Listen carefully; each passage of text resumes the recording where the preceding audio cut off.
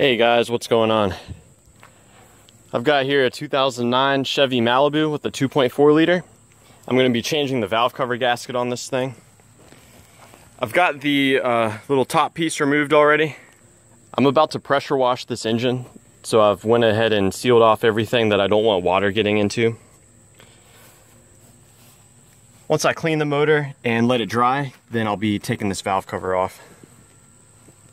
Alright, I've got the motor clean, and looking down in here, I'm making sure that there's no standing water. You don't want any standing water here when you pull the cover off, because that water is just going to go into the engine. I've got a 13 millimeter to take this bracket off. Everything else you can remove with either a screwdriver or a 10 millimeter. So what I'm going to do first is remove these coils. They have this unique gray connector on there, so you push the connector and then it comes right out. Now once I remove these coils, I'm going to look down into the spark plug hole and make sure there's no standing water in there. I did just pressure wash this thing, and whenever you pressure wash an engine, you run the risk of getting water inside of the spark plug tubes. And if there is any in there, you can blow it out with compressed air, or you can just let it dry. I'm also going to set these coils out in the sun so they can dry off as well. As far as getting everything out of the way of the valve cover, there's just a lot of electrical things you have to disconnect. And there's something right here you got to remove, like so. Get the harness out of the way. Now I don't think you have to remove this line. I think if you just disconnect it here with that 10 mil, you should be able to swing it to the side. And if we look at the front of the engine, there's some more electrical stuff here. Now these connectors, they are supposed to have a gray piece on there as well, but they're missing. These are for the camshaft actuators. So that's just about it.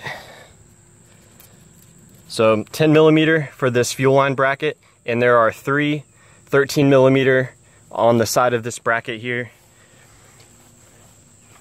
2 13 millimeter bolts right there, and there's 1 13 millimeter nut, like so.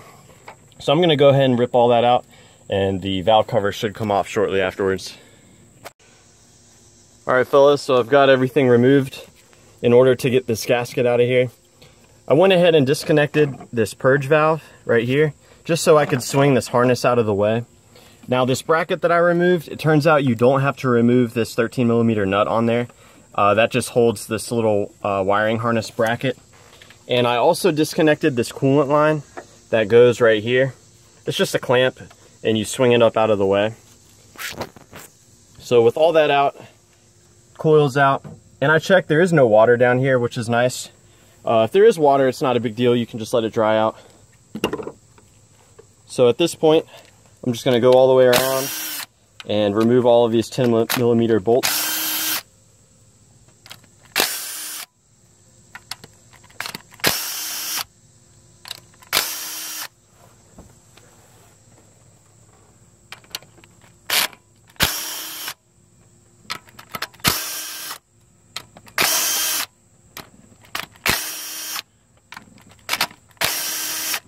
Don't forget the one down here. The hidden bolt. So now with all those bolts out, you can just grab the valve cover. Maybe pry on it a little bit. There we go.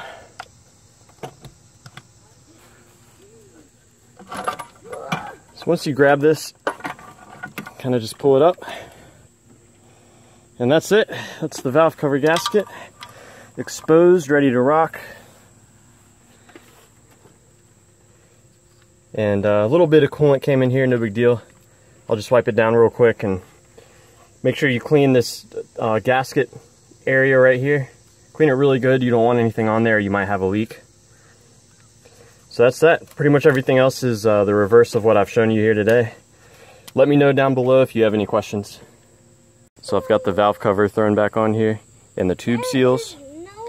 One thing that's often neglected is changing these little, I don't know what you call them, bushings? Not quite sure what you call them. But you've got to change them. If you neglect to do that and you leave the old ones on, The old ones, they're going to be all dried up, and they're going to apply insufficient clamping pressure.